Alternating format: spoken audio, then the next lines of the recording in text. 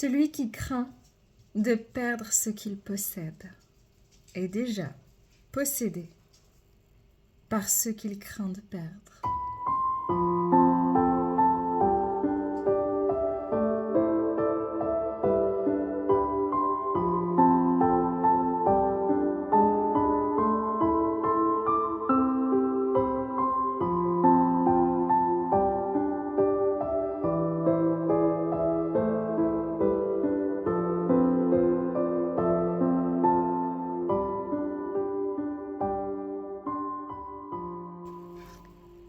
Bienvenue à tous, les amis. Aujourd'hui, on va suivre la vidéo que j'ai appelée Conscientiser, sauf erreur, l'incarnation, quelque chose comme ça. Il y a 2 papillons au début et à la fin. On est dans ce même registre pour vous permettre de vous donner des clés de compréhension, des axes de conscientisation. Je pense que c'est vraiment très important. Au-delà des guidances, des canalisations, ok, c'est une chose, mais pratico-pratique. Quand on évolue, quand on actionne dans sa vie, comment on fait, sur quel axe on travaille, qu'est-ce qui est à prendre comme mesure. C'est ce pourquoi je vais continuer dans ce format de vidéo actuellement. Gardez en tête, je n'ai pas de vérité. Je parle de certaines notions aussi en psychologie. J'ai fait des études en psychologie, mais je ne suis pas certifiée, je ne suis pas psychologue. D'accord, les amis, donc prenez le recul si jamais, si besoin, si ça ne résonne pas, ne prenez pas. Aujourd'hui, on va parler de quelque chose qui me paraît extrêmement important, qui n'est autre que l'illusion d'appartenance. L'illusion d'appartenance. Pourquoi ? Parce que le sentiment d'appartenance chez un être humain lui permet de se sécuriser. Seulement, j'ai l'impression que c'est un contresens.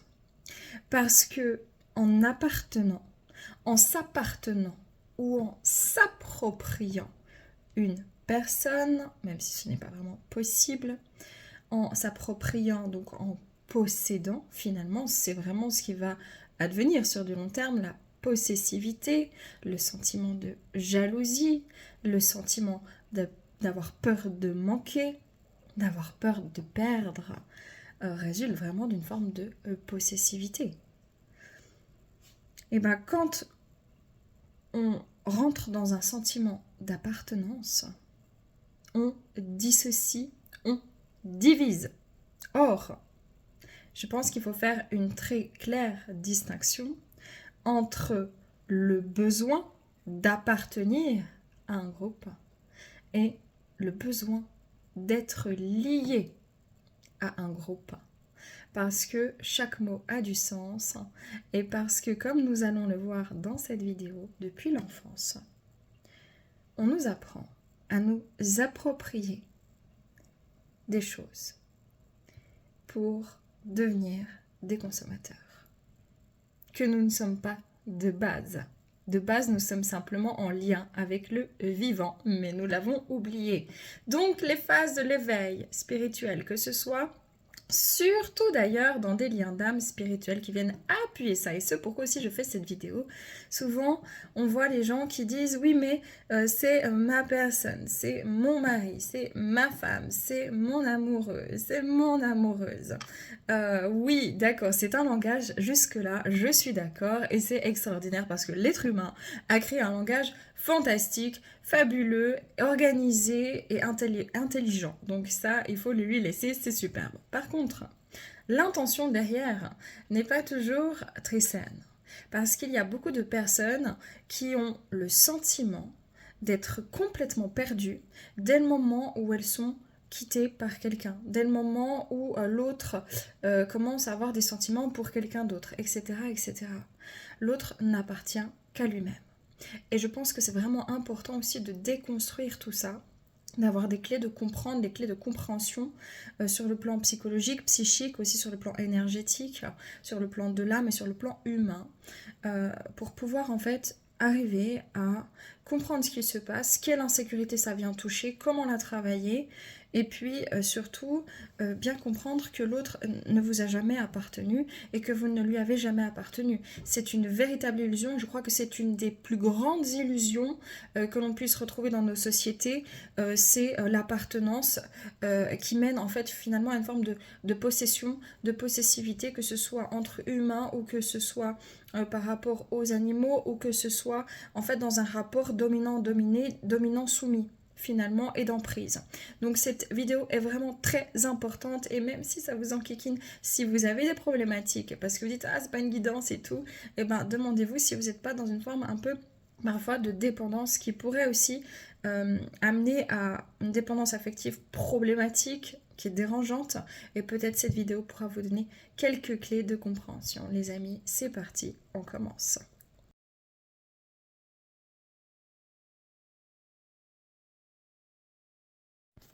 Comme nous l'avons vu dans la vidéo précédente par rapport à l'âme qui s'incarne sur Terre dans le corps d'un bébé, le bébé, vous, moi, tout être humain a une peur biologique innée de l'abandon.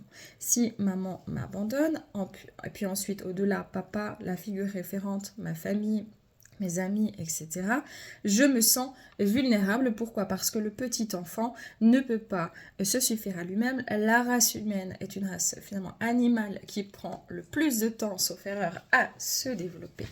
L'enfant, quand il naît, il est en symbiose totale avec sa mère. Il est dans son ventre, il est nourri par cette maman, il est bercé par cette maman, il est dans son propre corps. Même si c'est un individu à part entière déjà dans le corps de cette maman, lorsqu'il naît, il se sent toujours en symbiose totale avec sa maman. Et sa maman fait partie de lui, pour lui, dans sa construction à ce moment-là, comme lui fait partie d'elle. Hein. Et d'ailleurs, c'est aussi pour ça que l'enfant a besoin d'être porté. Vous savez, je me souviens plus comment ça s'appelle. Non, je me souviens plus le nom, mais sous les fesses, souvent pour pouvoir vraiment se sentir bien rassuré, bien tenu, bien maintenu, comme dans le ventre de sa maman où il est coucouné. Donc, l'enfant, plus il va grandir, plus il va se rendre compte, surtout vers l'âge de 9 mois à 8, 9 mois, puis jusqu'à environ 2 ans, que sa maman n'est pas lui, et qu'il n'est pas elle. Et donc, sa peur biologique de l'abandon va être activée d'office.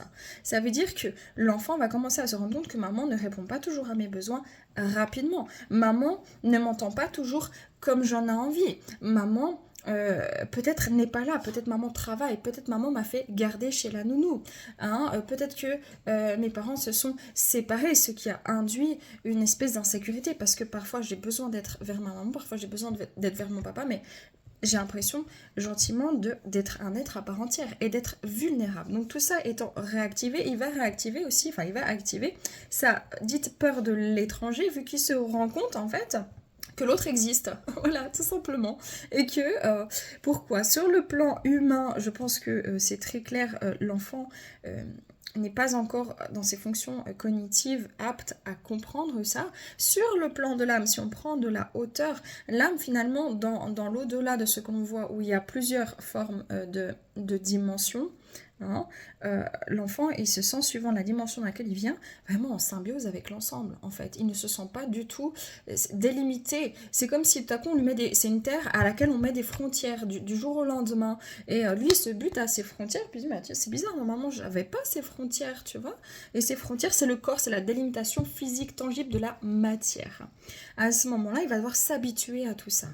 Et donc, sur le plan de l'esprit, finalement, le petit enfant, il est toujours complètement connecté à ce qui l'entoure au niveau de son âme aussi, mais au niveau de son corps, il commence à ressentir que c'est un individu à partir de l'âge de 8-9 mois sans pouvoir forcément le verbaliser. Par contre, il va l'entendre davantage de ses parents. Tu es mon enfant. Voilà. Hein, tu me ressembles, ou quand il y a quelque chose qui me déplaît, ou quand tu as un trait de caractère tout à fait qui me fait penser à ta mère ou à ton père, tu lui ressembles. Donc on vient avec des pronoms personnels, en fait, personnifier lui donner un rôle à cet enfant qui n'est en général finalement pas d'être lui-même, parce que la plupart même des gens, sans s'en rendre compte, viennent sécuriser leur propre manque affectif au travers de leurs enfants. Pourquoi? Parce qu'ils ont eu eux-mêmes des failles dans leurs besoins affectifs fondamentaux, besoin de sécurité, besoin d'amour, besoin de tendresse, besoin de valorisation, besoin d'expression, etc., etc. Allez vous renseigner. Et donc on a des parents qui parfois... J'ai un petit poil, je pense, de chat. Et parfois, finalement, ont une forme de dépendance affective problématique dans leur vie de couple, dans leur vie sentimentale, et aussi peut-être et souvent par rapport à leurs enfants. L'enfant, comme il est dans une forme de vulnérabilité et qu'il est dans cette peur innée biologique de l'abandon, il va toujours en fait se suradapter à son parent dit défaillant, même s'il est aimant, il peut être défaillant dans certaines manières en fait de le sécuriser intérieurement, parce que le parent est censé amener l'enfant à l'autonomie, et parfois on a certains parents qui veulent garder l'enfant même à plus grand, même à l'âge adulte, en disant mais c'est mon enfant, il doit être, consciemment ou inconsciemment, la personne peut vraiment projeter ça sur cet enfant de manière volontaire ou involontaire, de manière narcissique ou alors simplement un tout petit peu défaillante, et voilà, parce que je pense qu'il y a de toute façon une proximité humaine qui est dans la chair, qui est inné, qui est biologique, qui est dans l'odeur, qui est dans les stimuli, dans tout ça. Et donc, on ne peut pas enlever ça. Et quelque part, c'est très joli aussi, humainement parlant, d'avoir ce sentiment d'appartenance, en fait. Mais il ne doit pas devenir emprisonnant. D'accord? Parce que l'enfant lui-même n'est pas une continuité du père ou de la mère. L'enfant lui-même est un être à part entière. Et c'est ce qu'on retrouve beaucoup dans cette société, c'est finalement tu es une continuité, tu dois devenir une continuité de l'entreprise, tu dois devenir une continuité de papa ou de maman. Et peu de gens en fait, c'est nouveau en fait dans la société qu'on commence à concrétiser, à conscientiser que le petit enfant aussi a une parole, le petit enfant aussi a une voix. Je veux dire, on a évolué aussi là-dessus et c'est très très bien, il faut le dire. L'enfant, donc complètement dépendant de son parent, va commencer à s'identifier à être le fils ou la fille de, et puis il va dire, ah c'est ma mère, c'est mon père, c'est ma tante, c'est mon doudou.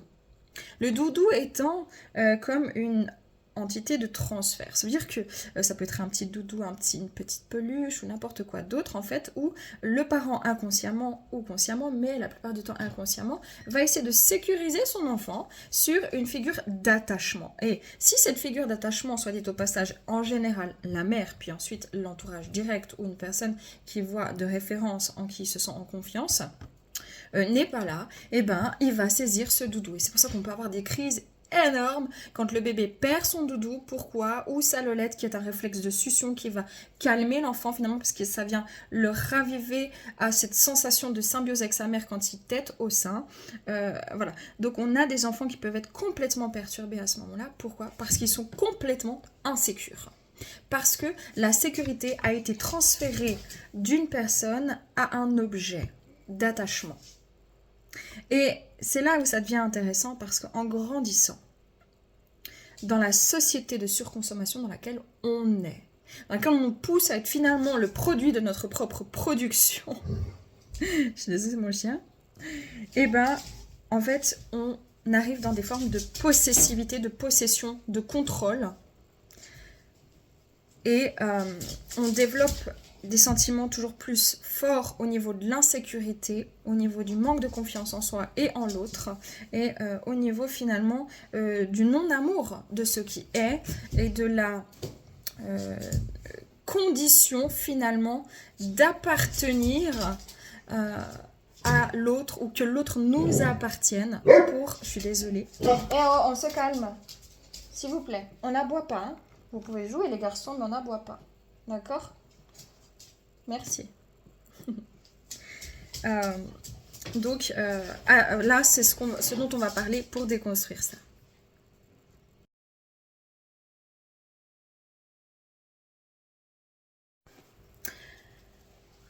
Venons maintenant à la pyramide de Maslow, pyramide des besoins. D'accord ? Dans la pyramide de Maslow, on retrouve ce besoin d'appartenir à un groupe. C'est d'ailleurs ce qui a été très très fortement, comment dire, ébranlé au niveau des besoins sécuritaires, hein, besoins primaires, manger, boire, voilà, besoin de sécurité, santé sérieuse, donc d'avoir un sentiment de sécurité, ensuite un besoin d'appartenance pour justement éviter de se sentir mis à l'écart et donc dans un état de vulnérabilité parce que l'être humain est une race, en fait, la race humaine est interdépendante. Elle a besoin de l'autre pour subsister. La dépendance affective est saine. La dépendance affective est innée. La dépendance affective, c'est pas quelque chose de mauvais. Là où elle devient mauvaise, c'est quand elle devient problématique et on la nomme comme telle. Dépendance affective problématique parce qu'elle engendre un problème, parce qu'elle n'est plus saine, parce qu'elle est rentrée dans un mécanisme de codépendance ou de dépendance, d'emprise, de soumission dans le triangle de Karpman, bourreau, sauveur, victime. Voilà, je ne vais pas trop loin, je vais essayer de la faire courte, cette petite capsule, parce que j'ai tendance à m'étaler. On n'aboie pas, Sirius et Socrate, hein. On n'aboie pas. Donc, dans cette pyramide de Maslow, on a des besoins. Et justement, quand il y a eu le coco et tout ça, on a empêché les gens, en fait, de se toucher. Or, un être humain, si je me place de nouveau, si vous n'avez pas vu la première vidéo, allez la voir sur l'incarnation, c'est avec 2 papillons au début de texte, il y a 4 images, c'est marqué éveil au milieu de la photo de vidéo, vous pouvez pas vous tromper, vraiment, c'est important pour comprendre le reste. Sur le plan humain, il faut comprendre que l'humain, il a besoin justement de l'odeur, il a besoin de la chair, c'est un être animal, c'est un être de chair, c'est un être de sentiment, d'émotion, de sensibilité, un être sensoriel. Et il peut créer du lien vraiment en se touchant, il peut se sécuriser. Il y a des êtres humains qui peuvent sauver d'autres êtres humains par l'amour, par le toucher, par le fait de tenir une main, tellement c'est puissant et tellement c'est magnifique. Ça, c'est sur le plan humain et il ne faut pas enlever ça à l'expérience humaine parce que c'est ce qui crée vraiment quelque chose d'extraordinaire dans cette expérience. Le toucher, l'amour, la tendresse,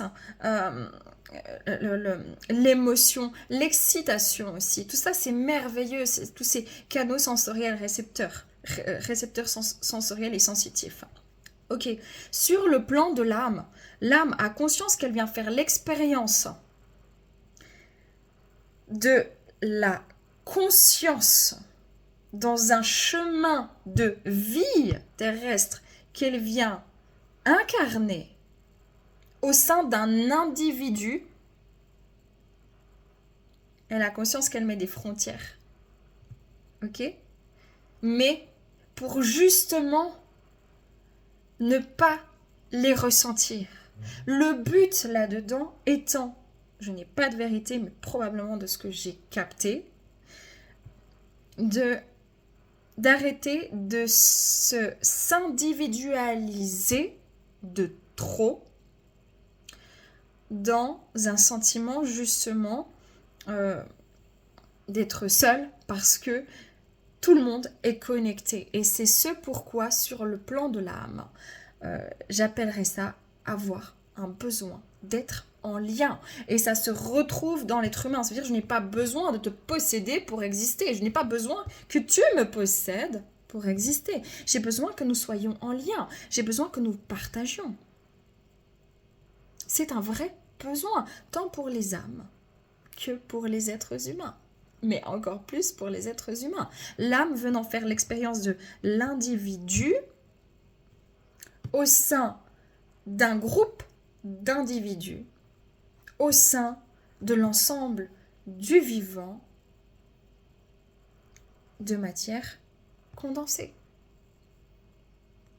Donc, c'est important de faire la transition, je pense en tout cas dans la psyché, à un moment donné, de se dire non, je n'ai pas besoin de me sentir, quand je suis enfant, oui. Et ça ne veut pas dire qu'il faut tout remettre le système en question au niveau de la psychologie. Les termes, c'est les termes. C'est plutôt comment on va l'interpréter qui est important. C'est, je n'ai pas besoin que l'autre m'appartienne ou que j'appartienne à l'autre. J'ai besoin d'être en lien. Parce que si je suis complètement isolée, je suis en danger, je suis vulnérable. C'est ce pourquoi c'est un besoin dans la pyramide de Maslow d'appartenir à un groupe, d'être dans l'ensemble. Et c'est ce qui vient faire travailler très fort la blessure de rejet. La blessure de rejet qui va intimement, directement appuyer sur la blessure d'abandon. La blessure d'abandon étant innée va toujours permettre une blessure de rejet. Je t'ai oublié, je suis désolée. La personne qui a été oubliée s'est sentie abandonnée puis ensuite rejetée. Parce qu'elle peut interpréter « je n'étais pas assez bien pour qu'elle ne m'oublie pas ». Donc la blessure de rejet et d'abandon sont deux blessures qui s'entremêlent, qui s'entrecroisent. Une entraîne toujours l'autre. Mais ça, je reviendrai sur une prochaine vidéo là-dessus. Donc, si je ne fais pas partie d'un groupe, si je suis un paria de la société, si je suis pas assez, si je suis mis à l'écart, je suis en danger au niveau de ma psyché, je suis en danger. J'ai l'impression qu'on ne m'aime pas. Et si on ne m'aime pas, je ne suis pas aimable. Ça veut dire que je ne peux pas m'aimer moi-même. Et donc, je préfère que l'autre me possède et me maltraite. Je préfère devenir quelqu'un plutôt que être moi-même par acquis de survie humaine. Quand mon âme me dit « tu fais cette expérience parce que tu as choisi d'incarner cette expérience pour ouvrir de nouvelles potentialités, accéder à tes potentialités de l'esprit, peut-être en tant que précurseur, pour montrer un autre modèle. » Tout simplement, pourquoi ? Pour quitter le sentiment d'emprise, la surconsommation et la possession qui sont des énergies très basses. Voilà.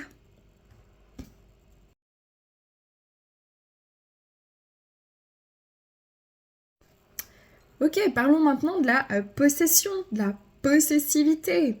Ça rassure les gens de posséder. Pourquoi ? Parce qu'ils ont placé depuis leur tendre enfance leur sécurité dans des figures d'attachement. C'était d'abord les parents ou l'entourage direct, et puis c'est devenu des objets. Et puis c'est ma poupée, c'est ma voiture, c'est mon dodo, c'est mon livre. C'est ma copine, c'est mon pote, c'est mon sport, et ça devient mon travail, et elle est ma femme, et il est mon fils, et c'est mon frère. Voilà. Parce que ça rassure l'être humain. Et donc, c'est ma voiture, et si c'est ma voiture, ça veut dire que c'est mon argent, et si j'ai de l'argent, ça veut dire que je suis en devenir quelqu'un. Je suis en devenir quelqu'un dans la société de surconsommation dans laquelle je suis devenue le produit de la production de l'inconscient humain. La consommation. Je suis moi-même consommateur de mon propre système d'insécurité. Parce qu'en surconsommant, j'évite ma peur de manquer. Mais je ne fais que la masquer. Parce que plus je cherche à avoir, moins j'ai réellement. Parce que c'est une véritable illusion de penser que nous pouvons posséder quelque chose. Parce que rien ne se possède. Parce que ce n'est simplement pas possible. Parce que tout nous est prêté ici, que ce soit l'enveloppe corporelle charnelle, extraordinaire, sensitive et sensorielle et très jolie que l'on a ici, et elle s'en ira, elle retournera à la Terre quand l'âme, elle, retournera au cosmos, de là où elle vient. L'argent n'est qu'un pur produit de la pensée humaine. C'est quelqu'un qui s'est dit, tiens, on va créer l'argent. Quand vous passerez l'arme à gauche, les amis, parce que tous, on a cette... Tous, il faut bien comprendre que l'être humain est très bien fait. Il a conscience qu'un jour, il va mourir, en fait. Parce que c'est dans la nature des choses, c'est dans sa biologie, c'est dans la nature même du vivant. Les cycles se transforment. Les choses se meurent et renaissent. Voilà, tout simplement. C'est comme le cycle d'incarnation. Hein. Ça paraît peut-être très perché, mais finalement, vous voyez que nous sommes faits de cette même nature. Quand un arbre en hiver il perd toutes ses feuilles, ça n'empêche pas d'autres feuilles de revenir pousser sur ce même arbre. Donc, étant donné qu'on est un peu cette même matière, il ne faut pas chercher. Je pense que les gens, en fait, ils ont l'impression que ce genre de proposition-là, en fait, hein, pour moi, très intellectuelle même, hein, que c'est une proposition pour moi très intellectuelle. Il n'y a rien de complètement fou, farfelu, en fait. C'est juste essayer de voir la nature, comment elle se comporte. Mais c'est juste que plus c'est simple, plus les gens ils pensent que c'est pas possible parce qu'ils ont mis leur figure d'attachement dans des croyances multiples et ils ont oublié de constater ce qui est. Ils s'imaginent, ils se font des tas d'histoires. Mais dans ce qui est, ils évitent de le regarder parce que ça leur fait peur. Donc, bref, nous avons tous cette sensation qu'un jour nous allons mourir parce que nous le savons. Et donc la peur de mourir est aussi une peur biologique vu qu'il y a un instinct de survie. Peut-être pas tout de suite quand on est bébé, à moins que peut-être parce que l'enfant il pleure, etc.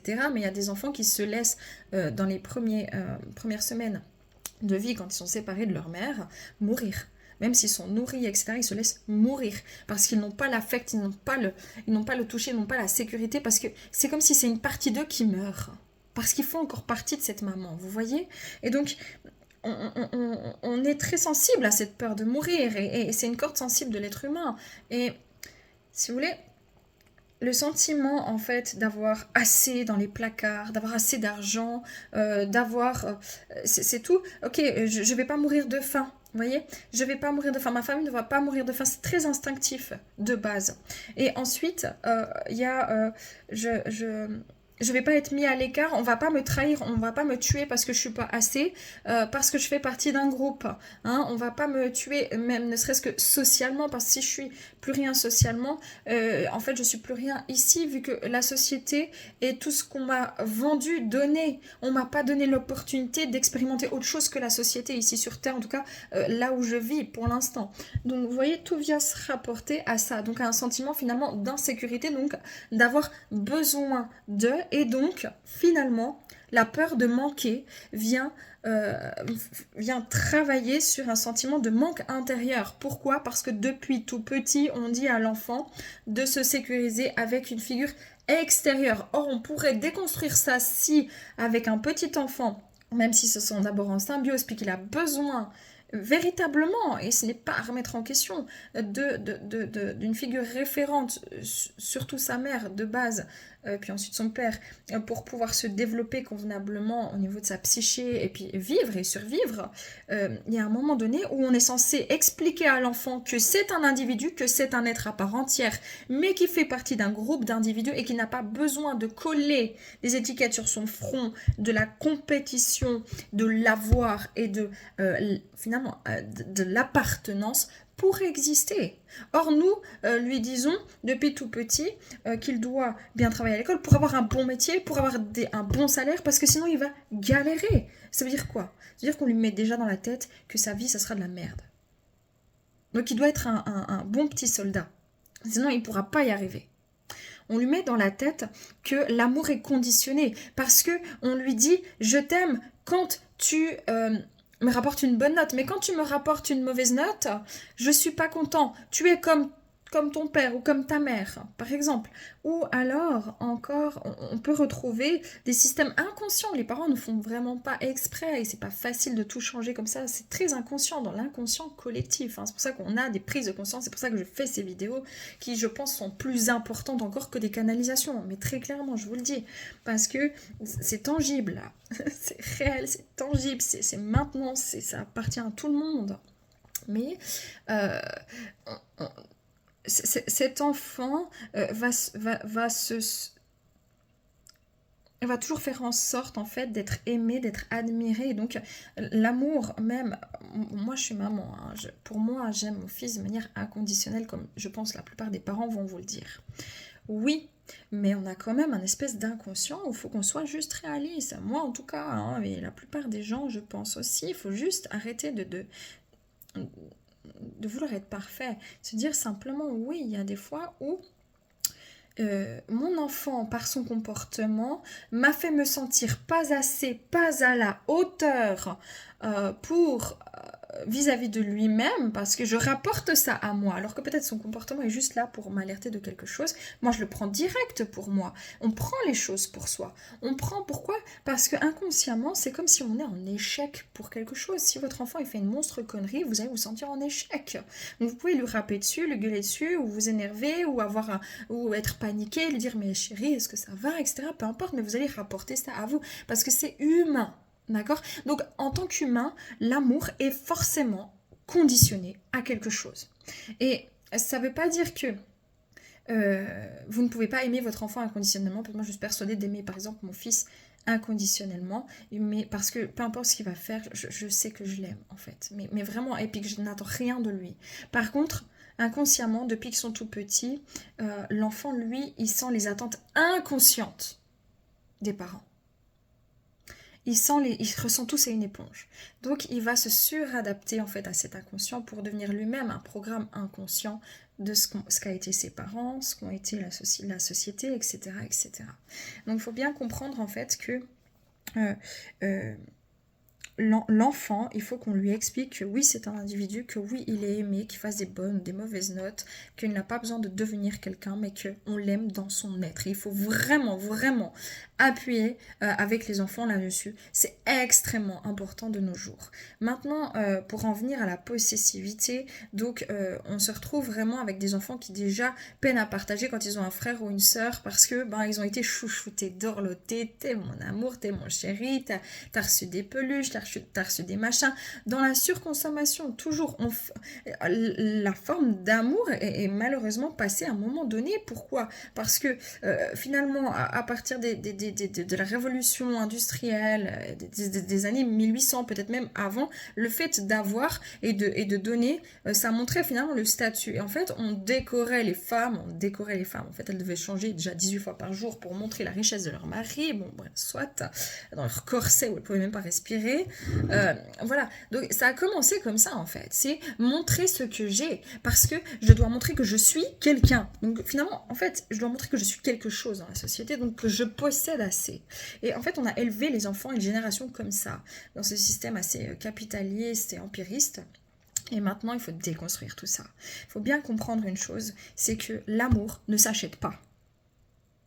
Rien ne s'achète, la terre ne s'achète pas. On a besoin de délimiter maintenant des territoires parce que ça fait très longtemps que c'est comme ça. Et c'est comme si je vous dis, vous avez besoin d'avoir votre corps pour comprendre que vous êtes responsable de votre système, mais que votre système est responsable aussi de l'ensemble des organes. C'est comme si vous êtes le rein, et il y a quelqu'un d'autre c'est la vessie, quelqu'un d'autre c'est, je sais pas moi, l'urètre. Et puis ensemble vous êtes responsable du bon fonctionnement de la libération des toxines de l'urée. Tout simplement quoi. Donc par l'urine par exemple. Donc vous devez être vous conscient de ce que vous êtes, ok, de votre bon fonctionnement, donc délimiter un certain territoire et prendre soin de ce territoire pour ensuite être sain au sein d'une communauté, pour que la communauté ensemble fonctionne bien. Franchement, il n'y a rien de plus naturel que ça. Regardez le corps physique, mais c'est très clair, c'est un système extrêmement bien organisé. C'est pareil pour les corps énergétiques, c'est des systèmes extrêmement bien, mais vraiment extrêmement bien organisés. C'est pareil pour le cosmos, c'est pareil pour la loi.